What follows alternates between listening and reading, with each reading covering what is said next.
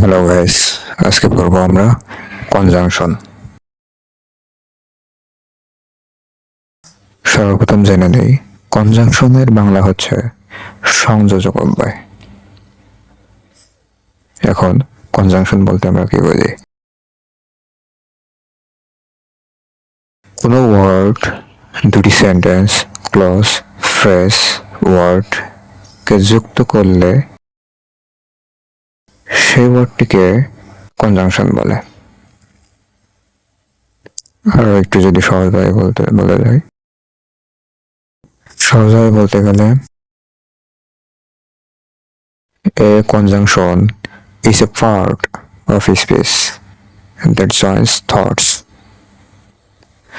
মানে এটা দুই বা ততোধিক শব্দকে বা দুই বা ততোধিক সেন্টেন্স বাক্যকে সংযুক্ত করে। এখন আসেন কিছু গুরুত্বপূর্ণ কনজাংশন জেনে নেই। and, or, but, yet, though, although, after, before, because, since, while,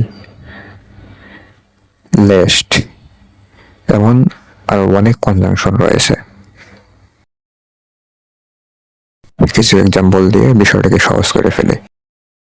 number 1, he ran fast.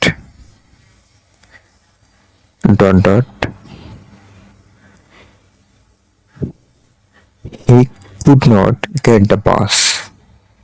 এখানে he ran fast একটা সেন্টেন্স, তারপর he could not get the bus এটা একটা সেন্টেন্স। এখন এই দুইটা সেন্টেন্সকে বাট কনজাংশন দিয়ে যুক্ত করা হয়েছে। তাহলে সেন্টেন্সটা কি দাঁড়াচ্ছে? he ran fast but he could not get the bus. এখানে বাট হচ্ছে কনজাংশন। ক্লিয়ার? তাহলে আসেন 2 number. The vegetable were fresh এটা একটা সেন্টেন্স। তারপর they were tasty এটি আরেকটি সেন্টেন্স। এখন এই দুইটি সেন্টেন্সকে সংযুক্ত করেছে, মানে কানেক্ট করেছে and কনজাংশন দ্বারা। তাহলে সেন্টেন্সটা কি দাঁড়াচ্ছে? The vegetable were fresh and they were tasty. Number 3, it was difficult to see clearly এটা একটি সেন্টেন্স।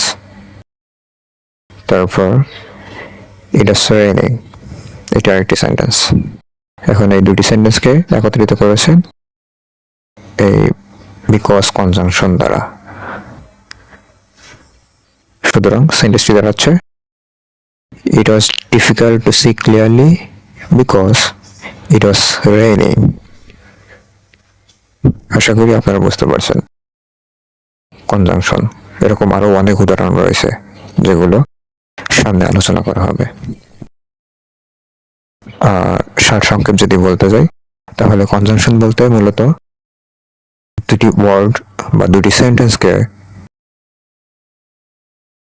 ক্লজ, ফ্রেজ, ওয়ার্ডকে একটা ওয়ার্ড দ্বারা সংযুক্ত করা হয়। সেই সংযুক্তকারী ওয়ার্ডটিকেই বলা হয় কনজাংশন। ধন্যবাদ, দেখা হবে আগামী ক্লাসে।